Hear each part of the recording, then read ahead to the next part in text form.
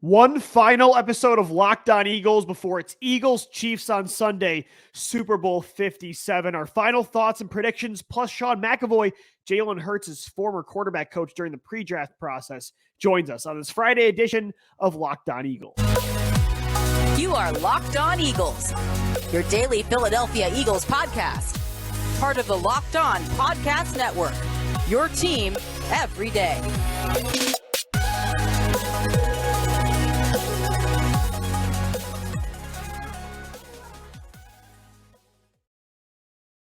We thank you so much for making Locked On Eagles your first listen each and every day. Welcome into the show, guys. I'm Louie DiBiase. I will be joined by my co-host, Gino Camilleri, in just a little bit because this is, as I mentioned, our final podcast until Super Bowl 57. Philadelphia Eagles, Kansas City Chiefs set for Sunday night in Arizona today. Gino's going to join me segments 2 and 3 to talk about some key predictions and our final thoughts, just putting a bow on this season before the big game. Before we do that, it's been an honor to talk with Sean McEvoy, who was Jalen Hurts' quarterback coach during the pre-draft process coming out of Oklahoma. I sit down with Sean. I discuss just how far Jalen Hurts has come since his days at Alabama, Oklahoma, being a backup to Carson Wentz in 2020 with Doug Peterson, being doubted in 2021 as a pass-first quarterback, to now being an MVP finalist at the quarterback position, being one of the best pocket passers in the league per every metric, and now being on the doorstep of hoisting a Lombardi trophy for the Philadelphia Eagles. So Sean and I had a great discussion we'll get into. Guys, want to let you know today's episode of Locked On Eagles is presented by FanDuel. FanDuel is the official sportsbook of the NFL and now the Locked On Podcast Network. Make every moment more. Visit FanDuel.com/LockedOn today to get started. It's not just Locked On Eagles, by the way, that still has Super Bowl coverage for you before Sunday. Make sure you subscribe to the Locked On NFL podcast. Peacock and Williamson, I joined those guys for the Friday show. We've got Locked On Sports Today with Peter Bukowski. Locked On Chiefs as well. Those guys, Ryan and Chris, are killing it. Make sure you subscribe to all Locked On podcasts wherever you get the show. I want to get into this discussion with Sean in a minute, but I just want to thank everybody, and we'll get into it more again Sunday after the game, but you can never guarantee a win, especially against Patrick Mahomes and Andy Reid. I think the Eagles are going to win this game, but if they lose, of course, the vibe will be different. I think the listeners will be different. I think Gino and I will be different. Not that we won't be grateful, not that we won't take the time eventually to reminisce and look back at what a historic 2022 season it's been, regardless of what happens Sunday. But, again, if they win, we'll do all this again. But I just want to thank each and every one of you for being on this journey with us every single day. Gino and I, 365 days a year, we're churning out podcasts Monday through Friday. And this show especially felt emotional recording with Gino because it feels like it's not just a culmination of everything that's happened this year, but really for me and him, since we started after the 2017 Super Bowl season, we came in filling in for Michael Kiss and Ben Solak. We had big shoes to fill, and we thought we were going to be talking about Super Bowls for years to come, and things slowly got harder and harder and more stressful, and then 2020 hit, and everything fell to the bottom. And it just felt like you, the listeners, never left. We never wavered and kept doing the show. Obviously, we don't play, and we're not taking credit for the Eagles' turnaround, but it feels like when you're a fan and when you're an analyst and you truly care about this team, that you're with them, that you're going through the ups and downs. And to be honest, personally, the Eagles were going through the downs of 2020 at the same time that I was going through a lot of stuff. And to see us grind through it and come out on the other end just 2 years later, potentially at the top of this mountain, just feels really good. So this show just feels like a buildup of 5 years, 5 seasons of podcasts. And you guys, without you, we wouldn't be doing this still. I mean, it's been such an enjoyable ride, and I so badly want to celebrate with you guys on Sunday night. And that's why I think, because of this show, because of the story of the last 5 years and the last 3 years specifically, I feel like I want this Super Bowl as badly as I did the one in 2017. Even though that was your first ring, I feel like I want this one more. I would love to do that recap show with Gino and to have you guys listen while we watch the confetti fall and we watch Hurts, Sirianni, Goddard, Sanders, Smith, everybody, Jason Kelsey, Lane Johnson, Fletcher Cox, Brandon Graham, you name it, hoist the Lombardi trophy It's going to take a lot, though, Sunday to beat this Chiefs team led by Patrick Mahomes. Can Jalen Hurts outduel Mahomes? I sat down with Sean McEvoy, Hurts' quarterback coach, private quarterback coach, before he was drafted by the Eagles in 2020. A great discussion we'll get into next. All right, everybody, welcome back into Locked On Eagles, our last segment until Super Bowl 57, Philadelphia Eagles, Kansas City Chiefs in Arizona. Really excited about our next guest joining us. He's a private quarterback coach with QB Takeover. He worked with Jalen Hurts during the pre-draft process. It's Sean McEvoy. Sean, thanks so much for coming on the show, man. Really appreciate your time. Yo, Louie, good to be here, brother. Absolutely. Sean, so what a story, right? I mean, you just look at how far Jalen Hurts has come, since that draft process. You look at Alabama getting benched in a national championship game, going to Oklahoma, right? Then getting drafted by the Eagles, being a backup, all the pressure and the doubt that he's overcome over these years. And now he's in the Super Bowl going up against Patrick Mahomes. I mean, what a story, right? Yeah, for sure. I mean, probably the most unlikely path, right? And yeah. I think people wanted to, write him off at the point when, he gets benched in a national championship game for Tua. That's usually the end of guys' careers, right? Like, you don't move on from there, let alone go to Oklahoma and almost win the Heisman, and take that team to a college football playoff. And then, there were question marks about what is he at the next level, right? Is he just a great athletic player? Can he win with his feet, but can't really make plays in the pass game? And there were all these question marks in the pre-draft process where, we were around him a little bit in the summer prior to his year at Oklahoma. And then obviously all through that pre-draft process. So going into the draft, same questions, right? Like, can he do this? What can he really be? And I think even when the Eagles drafted him, they didn't know, right? I think they just thought they were getting a really good long-term backup QB behind Carson Wentz at that point. And he's just continued to kind of defy expectations and do more than anyone gave him credit for. Yeah, Sean, that's the incredible thing is, and it would be understandable why a lot of players wouldn't make it considering the circumstances of getting benched in a national championship, being drafted and, heading into the league with backup expectations even from your team. And there were trade rumors last year that the Eagles were feeling around, the possibility of Russell Wilson and Deshaun Watson. And, playing quarterback in the city of Philadelphia is hard enough. It's pretty incredible this 24-year-old has overcome all of that to get to where he is. But, are you surprised, though, considering his makeup, considering his college story, that he's been able to defy all the odds of the NFL? Like you said, it feels like the majority of people, even his own team, didn't really cash in and go all in on him being able to have this kind of ceiling. Yeah, it's always hard to predict like the long-term results on the field. But if you're asking, is there anybody who could handle all of those different situations, all of that adversity? It is Jalen Hurts. He's so different and unique from a mindset. And you guys who are around him there in Philadelphia realize that by now with the way he approaches press conferences, right? And the way he handles interview requests and things of that nature, and just the way he is day in, day out on the field. It's such a unique mindset. And this is the reality of playing specifically that position. So much of it's talent, so much of it's the mental makeup, but you're going to face adversity. You're going to have bad games. You're going to have, make bad decisions and throw interceptions and all these things. And then you put the outside pressure of a fan base and media on that position.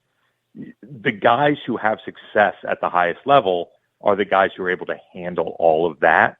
And like I said, if there's a guy you're betting on who can do that, it's always been Jalen. And I think that's his makeup from, the way he was raised and his dad being a coach and that influence and being around guys like Nick Saban. And, he was kind of molded into a guy with that high level mindset based on the people he's been around his whole life. And it almost feels like, even if it wasn't expected, he was kind of made for this city to play this position, which, as you mentioned, there's so much pressure already just being a quarterback in the NFL. And I think his teammates, Sean, have gravitated towards that so much, and they've just completely bought in, really from the start, the minute he came into the league. And honestly, and I don't know if you saw this up close and personal or just from afar, but his leadership, I mean, how important is that at quarterback? On the field is mostly the focus, but his leadership, I think he's already one of the greatest leaders in Eagles history. And don't you agree? I mean, that's so important at this spot. Oh, no doubt. Especially when, like you said, you're coming into a situation where, people don't know what to feel. You're not like the number one overall pick, right? There's not this sense of energy like, oh, we got our guy. He's going to lead us to the. You have to earn it, right? And even more so in the situation he was in.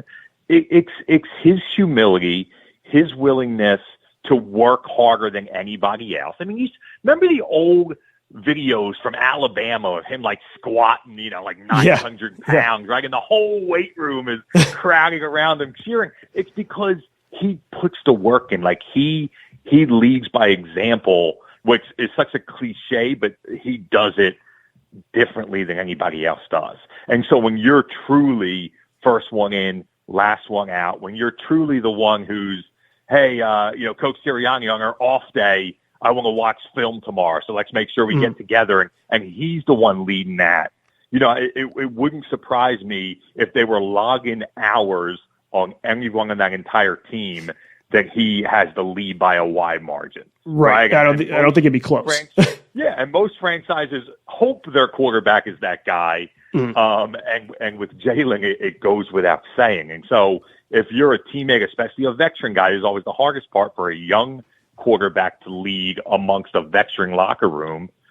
The guys who just put the work in and do it quietly and do it with like an understated confidence, that's the guy you rally around. Sean, I'd love to get your opinion on just how far he's come as a passer, what you've seen, from that pre-draft process, what you saw at Alabama to Oklahoma to playing in Doug Peterson's system to now year 1 and year 2 with Nick Sirianni and Shane Steichen. Are there specific things that you've seen from Jalen that's improved his game outside of course, obviously getting A.J. Brown and Devontae Smith and Dallas Goedert in this offensive line helps, but the work Jalen's put in specifically, is there any part of his game as a passer that's really allowed him to take a step where, he's an MVP finalist with Patrick Mahomes? Yeah, I mean, I think without a doubt, you can see a consistency in his mechanics.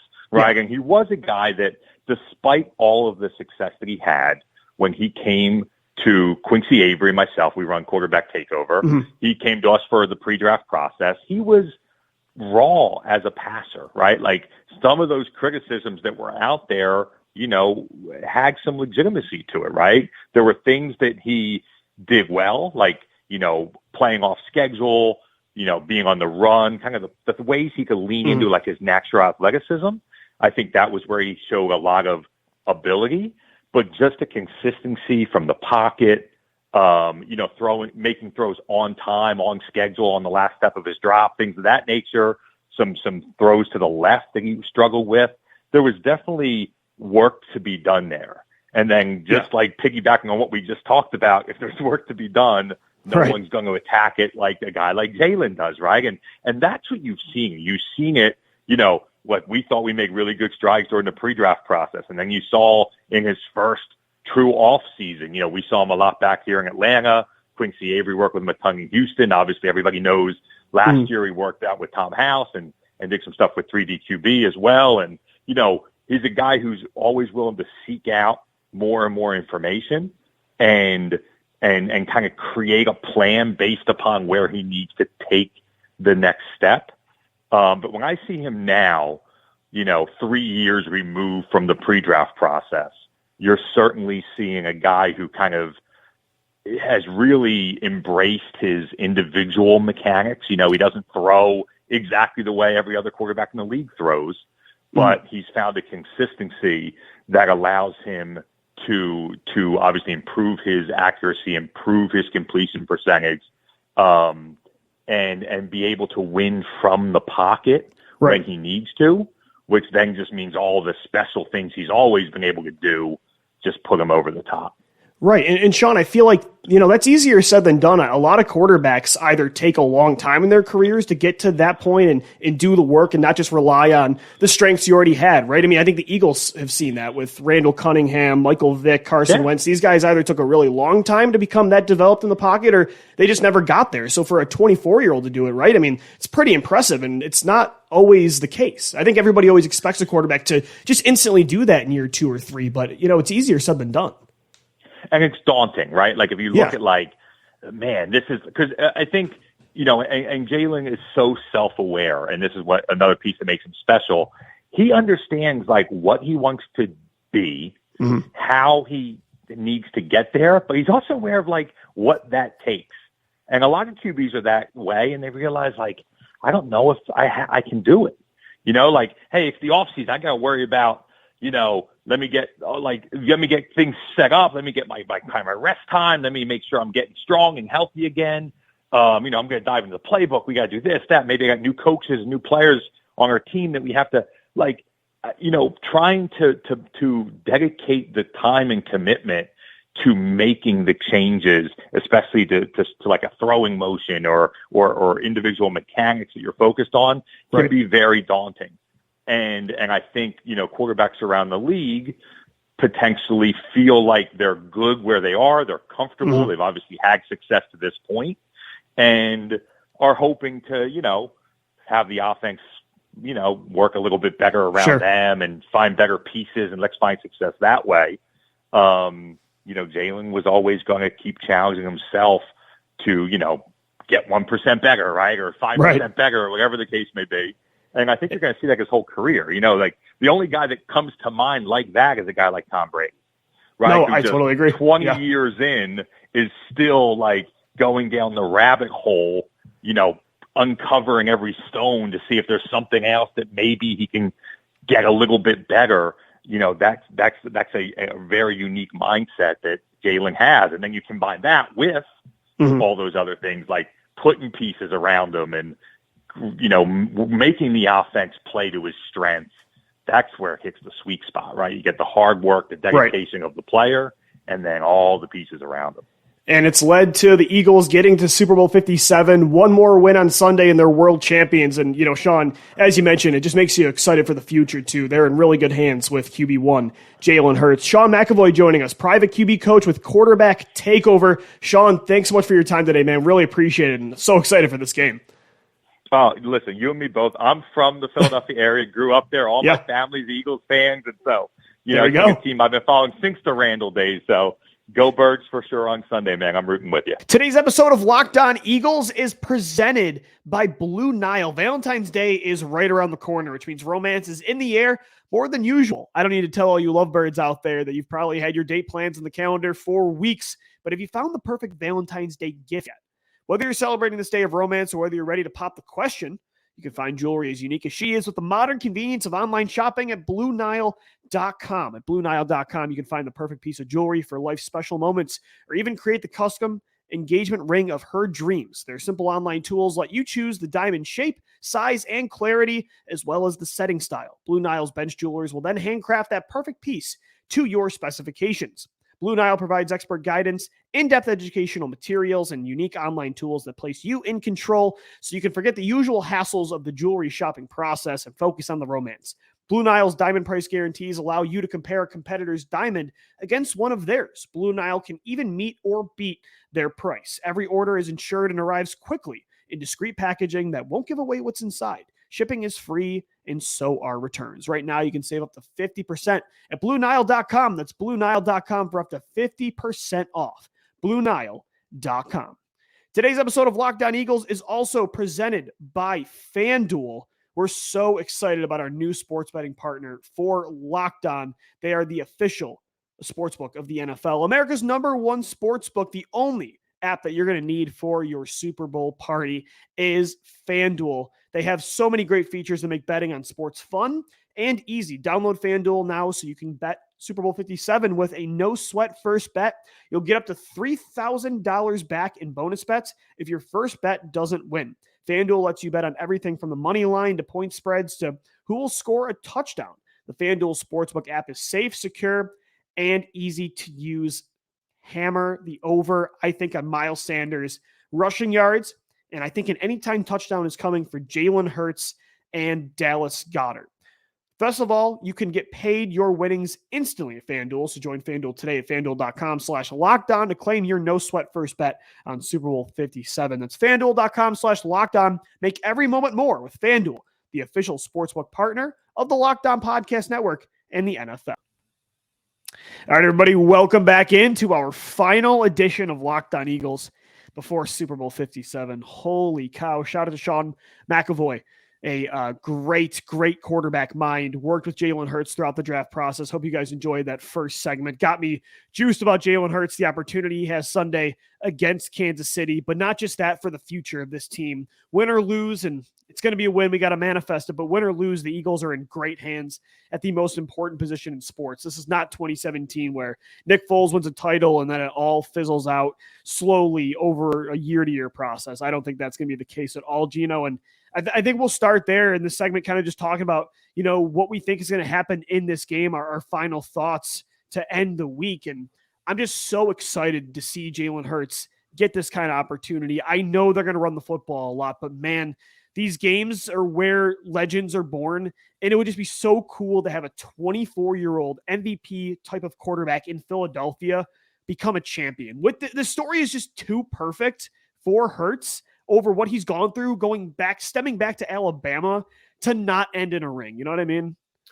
The embodiment of perseverance, the embodiment of overcoming adversity. What more? If you were going to write a description, and post it on LinkedIn Jobs, where you can check that out over at /lockedon. If you were going to post that job description for quarterback, right? Leadership, prowess in the pocket, prowess as a person, how people respond to you, how you respond to coaching. Are you a true leader and not just a fake leader? Jalen Hurts is all of those. And then some. And we've said it time and time again. I don't think we need to say it anymore. We'll eat all the crow on that. And it's a message for people like you and I and the average fan and even people in buildings that stuff between the ears, that matters in this league, man. And somebody said it this week, is he a confetti quarterback? Meaning, can he be the guy that when the confetti falls, it's him who did it? He had to sit there and watch a guy who he was benched for win a national championship. Nobody mentally could recover from that. I can't even recover from it thinking about it. That's what Sean said in the first segment is most players after that, just look at Carson Wentz and what happened to Carson. Most players, and understandably so, do not come back from those moments, let alone go on the trajectory of Jalen Hurts. And not just that, but to go through everything he has in Philadelphia over the last few years in the draft process, being a backup, the pressure, the doubt, the rumors about what the Eagles think and what they're doing, to get through all of that to get to this moment. I mean, I have the Nick Foles book in my hand, believe it. There's going to be, if they win, there's, going to be multiple people that are writing books about this story. It's incredible. And, the Eagles have seen firsthand quarterbacks that had the talent of Jalen Hurts, that had the mobility, that had these certain strengths. And instead of doing what Hurts has and perfect the rest of his game that are weaknesses to get to that top ceiling, those guys leaned on, they took too long to get there. Randall Cunningham took until he was an old man in Minnesota. Carson Wentz never did it. Michael Vick took until, 9-10 years after prison to be with Andy Reid to get to that level. You know what I mean? So the Eagles themselves have seen so many talented quarterbacks not make these moves to get to where Jalen Hurts is. And for a 24-year-old to do it, again, like you said, I mean, we doubted him. A lot of people doubted him. It's crazy just thinking back a year ago what the tone of this show was versus today on the eve, basically, of the Super Bowl, just a day and a half away, is truly incredible. And it's not just about Jalen Hurts, but it's a lot about Jalen Hurts. I mean, it's hard to not get wrapped up in this kind of movie-like story. Where we thought that we had this exact scenario in 2017, and we would be fools to say we didn't think that everything was big, bold, bright, and beautiful after that year, and we thought we were going to ride off into the sunset with this dynasty. Well, we had to go back and we had to reflect a little bit. Was that truly the guy? Was this team truly a team? Did the coach truly get everybody to buy in? I believe the coach did. I don't know if the team was as much of a team as we had thought, and the quarterback definitely wasn't the guy. I don't think we'll be hearing those stories 5 years from now about this team, Lou. That's one thing I can almost guarantee, because beyond Sunday, what we have to realize is that this thing, which is this Philadelphia Eagles team, it's an ever-evolving, just ever-changing landscape, the NFL. But one thing that stays the same is the guy that's been constructing this Eagles team in the past decade and a half. And that individual, Howie Roseman, has learned so many lessons that new GMs, even GMs within the Joe Douglas, who, I mean, he wins the AP Rookie of the Year on both sides of the ball with the draft picks he has tonight. Those lessons that Howie Roseman has learned through going through the hardships, getting scraped up, getting knocked down to his knees and getting lifted back up again, he has righted those wrongs of those past teams to bring in a guy as well with Jeffrey Lurie in Nick Sirianni that could be a player's coach as well as be that X's and O's guy, to take a risk after the whole Nick Foles situation played out with Carson Wentz, to do something that you and I thought was the craziest thing on earth, to draft another quarterback to put behind Carson Wentz, to make all of these moves that we're saying, we wanted this guy fired 3 years ago, but he was the guiding light that got them there, Lou. Like, above everything else, Howie has gotten them there. They bought into what Howie was doing, which Howie bought into what Jeffrey was doing, and what Jeffrey wants. And what Jeffrey has seen is the height and almost getting to the top. And that difference between getting right to the top and being right at the perch, it's like summiting Everest. Not everybody makes it up Everest. And there's a reason. There's that slim margin between good and great. You go back and look at the Donovan years. Heck, I got Donovan all behind me here in my studio. Mm-hmm. He couldn't accept his faults.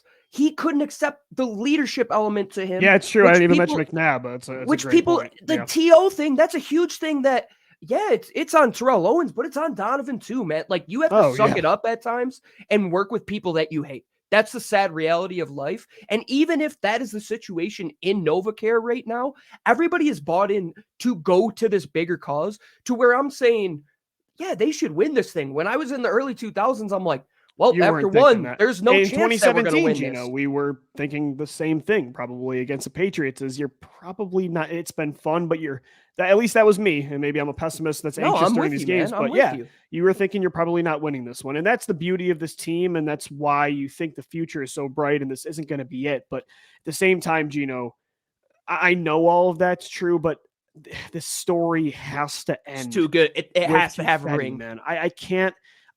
There's just too many incredible memories of this show, of these games that we've watched, of these moments. There's too many storylines that I want to get into all off season that you can still talk about that, but end in a perfect bow on the top and the cherry on top of the sundae from last off season throughout the year. There's just too much good that could come from the story. And there's too many lessons that you can learn. And again, a loss doesn't negate it, but it would put it would just put a sour taste to just too perfect of a year, where I don't want to feel bitter thinking about the 2022 Philadelphia Eagles, or maybe not bitter is the right word, but heartbroken. I truly would be heartbroken if they lose this football game. It's going to be very hard to not be emotional Sunday, regardless of the outcome. And I'm very nervous about that. I've never personally felt what it feels like to, there's been heartbreaking losses, but to lose a Super Bowl, 2004, I'm a 7-year-old kid. I've never really gone through it. They did it in 2017. I don't know what it feels like, and I don't want to find out Sunday, man. I'm getting antsy. I know we got a day, 2 days left, but man, we got to get this thing done. Oh, I remember that 2004 Super Bowl. It sucked. I hate it. Just seeing Donovan make mistake after mistake after mistake, and it's like that good to great that I'm talking about, Lou. How do you not? And it's like, Gino, how do you have to, and you enjoyed everything about that year. It's just such a conflicting feeling. Oh, I have no recollection of that season. It's like, I know this team is great, and I know that they got to the Super Bowl. And so the future is going to be good. This year has been incredible. The loss again doesn't negate those things, but that's why it's such a conflicting feeling, because all you're going to be able to think about, though, about this season probably is that they lost to the Chiefs. And that's the thing, is they have to get this done. It's not going to be easy. It's Patrick Mahomes. It's Andy Reid. Outside of Tom Brady and Bill Belichick, this is the most consistent team, I think, of the 21st century when it comes to a core of two staples, 5 conference championships in a row, their 3rd Super Bowl in 4 years. They already have a ring. It's going to be a daunting task, man. But if any team's going to get it done, it's the most talented team in franchise history. Let me ask you this question. Yeah. Which team has more pressure to win this game? Ooh, I think it's the Chiefs. It has. Yeah, I definitely think it's the Chiefs. I didn't put it in perspective until I heard Mark Schlereth said it. He's like, think about what Andy Reid, his narrative would be if once again he has 5 NFC championship or AFC championships in a row now. He had 5 in Philly, not in a row, but he had 5 total. Right. But if he only walks away with this one Super Bowl in that time frame, is this another dynasty that could have been like he had in Philadelphia? And for Mahomes too, Gino, there's been a lot of great quarterbacks that can't get over that hump of one ring, right? Aaron Rodgers and Brett Favre in Green Bay. That's the exact comparison he actually used as well. That you had 2-3 decades of Favre and Rodgers, and then you only walk away with one. Drew Brees only got one.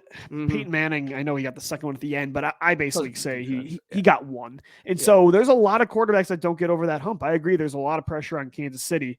I think there's definitely pressure on both teams, though. They want these both teams trying to get their second ring in the last 5 years. We'll continue to recap, or I should say, we'll recap the 2022 season, but look forward to Super Bowl 57, which is Sunday in Arizona, coming up next right here on the Locked On Eagles podcast. And guys, today's show is sponsored by TurboTax. Go to TurboTax and don't do your taxes. Meet with an expert who will do them for you. TurboTax experts can relieve you from the stress of taxes and file for you so you can do not taxes. Show your eyes things that aren't taxes. Unpack a moving box of not taxes. Taste not taxes. Sing not taxes a lullaby. Hope not taxes sleeps through the night. Grab a saddle and ride not taxes into the sunset. With TurboTax, an expert will do your taxes from start to finish, ensuring your taxes are done right, guaranteed, so you can relax. Feels good to be done with your taxes, doesn't it? Come to TurboTax and don't do your taxes. Visit TurboTax.com to learn more. Intuit TurboTax, full service products only. Video meeting while expert does your taxes required. See guarantee details at TurboTax.com/guarantees. This is the Locked On Eagles podcast. One final segment to go, Gino. Gino Camilleri, I'm Louie DiBiase. It's a Friday edition of the podcast. Super Bowl 57 in just 2 days at kickoffs, 6:30 Eastern time, I believe? I'm on Mountain Time, brother. You're on Mountain Time. Man, you got an early Super Bowl, man. I'll tell you what, Mountain Time Super Bowls are you pumped great. About that? Yeah. Oh, okay. It's fantastic. It's at 4:40. The sun is out. Sun starts to go down right when that concert's going on at halftime, and then you're locked in for the last 2 quarters there. And what a ride, man. I'm just, this past week has just made me appreciate loving this team. And I'm happy for everybody that loves this team. Anybody I've ever said go Birds to in a random stop on my 22-hour drive from Denver to Rochester, meeting you unbeknowingly at the Super Bowl, and getting my fiance to love football because of the Eagles. And we never got to experience that as a show, you and I. No, we didn't. We came in literally right after. This is the coolest thing that I do not take for granted in the absolute slightest, to come on here.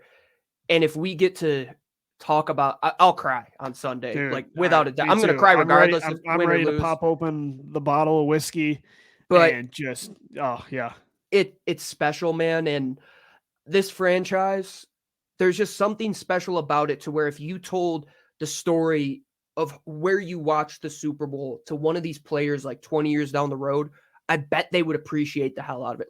If I ever get the chance to talk to Chris Long, I bet he loves hearing stories like this. And I'm sure Jalen would appreciate that. And just the city is special, and sports are special, and it holds a higher regard than just the sport. And I never wanted to like a team that it's you just go to a game Sunday and you don't think about it Monday through Saturday. No, this is That's everything. Not this fan base. That's not you wake up, you breathe this team, you bleed green. Anybody outside of Philly that has something bad to say, no, only we can talk bad. And Gino, the minute the season's over, guess what? These listeners are right back in listening to we'll talk to Draft Monday. Talking. I mean, that's the crazy thing, is you get catapulted right into it. The Eagles are in the Super Bowl, and free agency is in about a month, and you got to get ready with 2 first-round draft picks. That's the life of being a diehard football fan. But again, I think Philadelphia loves it more than any, to the point where, what's cool, Gino, is a week ago I was in Alabama for the Senior Bowl. And to be honest, man, when I was down there, I even left early on Friday. I'm my mind is on the Super Bowl. I cannot focus down here. And I was watching prospects for sure, but I'm my mind's on this game right now. It's on this game. Mm-hmm. But I had listeners tweeting at me who are we watching? Like, who are the prospects to look at?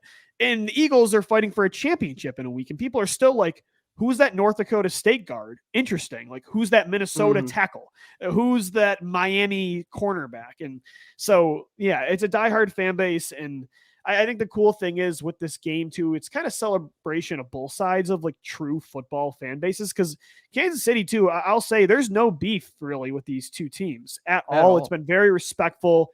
You know, with all the ties with Andy Reid and with the Kelsey brothers, it's a lot different than last week or 2 weeks ago when the San Francisco 49ers, Gino, today, they still have not shut up about it. Robbie Gold's now saying, if you make Jalen Hurts beat you, you're going to lose.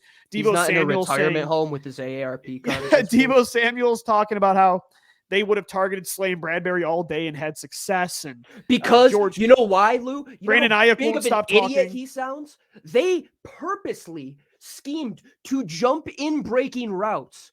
So he said, oh, they were jumping on our in breaking routes. Well, they purposely schemed to do that because they knew that you were going to do that. So and he's like, well, we had a plan for that. We just couldn't get to it. It's like, okay. They're worse. You tweeted this, and I totally agree. You said they are worse than the Minnesota Vikings. I take back everything negative I've ever said about a Minnesota fan. They're the greatest people on earth. Comparatively speaking, Minnesota is as secure as any fan base I've ever seen. They make Saints fans look like the Pope at this point. Let's be honest. Isn't it crazy that it feels like over the last, at least since we've been doing this podcast together, that the biggest rivals of the Eagles have been petty outside of the division teams that can't handle things that happen in the playoffs that have to do with Philadelphia. Oh, quite literally. Like when we play the Cowboys, their fans are like, we know what's going to happen. Giants fans, we know it's going to be bitter. We know there's going to be hate between us. It's just like one of those unsaid It's less things. like passive aggressive pettiness. And it's more just like right in your face rivalry. I want to say, and I think it's a good way to kind of bring the celebration to why we're all here in the Philadelphia Eagles, in that mentality that the Niners have had. There's a reason the Eagles are in that Super Bowl. It didn't start because, we're just going to go in and beat San Francisco. No, the winning mentality started years ago. This plan has started years ago. To say, and that's why I take so much offense to when people say it was easy and the tests have come. Like they've passed their tests. They failed those tests after the Super Bowl. 18, 19, 20, 20. That was a failure. What are we talking about? It wasn't easy. Howie Roseman went through hardships. Nick Sirianni got laughed at in his opening press conference. Jalen Hurts has taken more criticism for being the nicest guy in the world than anybody that's that nice has ever taken in their life. Hassan Riddick has been written off. Fletcher Cox is too old. Like you said the other day, the whole damn team. But at the end of the day, it's a winner's mentality. And that is what's going to put them over the hump. And I know we get upset about what the Niners say and all that. Yeah, I'm sure they read it. I get less upset. I think it's funny, to be honest. I do too. And I don't care how it happened. They're not playing. Sunday, I think the Eagles take that and they just throw more chips on their shoulder. More chip. Oh, we didn't do it. We'll see on Sunday. Couldn't do it. Yeah, we'll go show you who didn't get tested. The Philadelphia Eagles. The last time people counted them out was that 2017/2018 Super Bowl against the New England Patriots, where they're more than 5-point underdogs. They're more than 5-point underdogs. They beat the best quarterback ever. This stretch, they beat every team in their division at least one time to win the division in the best year the division has ever been in the past 2 decades. They beat the best defense in the conference, and now they have a chance to beat arguably the best quarterback with the best coach in football. Miss me with all that nonsense. This is a winning franchise. I wouldn't want to support any other colors besides midnight green. And if they win it in midnight green, Lou, let's retire the midnight green. Let's move on to Kelly Gold. We got Kelly Green. No. Let's start a new era. Midnight green. Or you want to roll? We'll have to talk about that. If they do win it, what are we rolling with going forward? But let's do it at midnight green once again. For sure. It'll feel great. I agree. Gino, final thoughts. Here is my prediction. Miles Sanders, Super Bowl MVP. Hassan Riddick gets the game-winning sack on Patrick Mahomes. Quarterback pressure leaders this year in the fourth quarter and overtime. Micah Parsons, number 1. Tied at second, Hassan Riddick, and Chris Jones on the other side for the Chiefs. I think the run game has a huge day. So does Hurts through the air, but I think Miles Sanders blows up in this football game. And I think Hassan Riddick's the hero on defense, as he's been, like, as that stat said, in the clutch all year. I'm nervous, Gino, but I really, truly do feel like this is the better team. They have Mahomes, but the Eagles, it's not much of a step down with Jalen Hurts. It's not much of a step down from Travis Kelce to Dallas Goedert. They've got everything the Chiefs have, coaching-wise as well. I hope, and I really, truly do believe that Sunday night, me and you will be doing our first ever Super Bowl recap podcast. That would be awesome, man. And I'm sorry for the gibberish of that night because my brain's going to be spinning. Oh, let's just say that I promise the takes will be better as the week goes on. There's ever been a team that has proved me wrong or proved me right by proving me wrong, it's this team. Every time I think, when are they going to slip up? They haven't.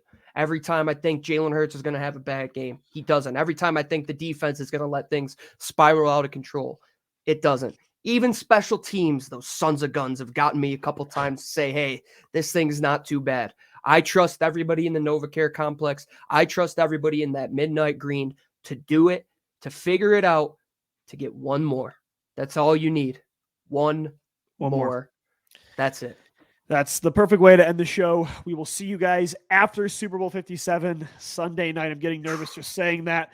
Hopefully we're recapping the Eagles' second Super Bowl win in franchise history. Until then, we'll see you after the game. Make sure you subscribe to Locked On Eagles on all podcast platforms and on YouTube as well. Hit us up on Twitter. Let us know what you're thinking on Sunday at Locked On Birds, at DiBiase, LOE, and at GC24_football. The entire Locked On Podcast Network. Make sure you subscribe to Locked On NFL, Locked On Sports Today, Peacock and Williamson, Locked On Chiefs. They've been doing a great job over with our other show in this game, Locked On Chiefs. Those guys have been killing it. So make sure you subscribe wherever you get the Locked On Eagles podcast. For Gino Camilleri, I'm Lou DiBiase signing off one final time until the Super Bowl. As always, thank you for downloading. Thank you for watching and listening. And let's go, Birds. Let's do this, man. Fly, Eagles, fly. Let's go.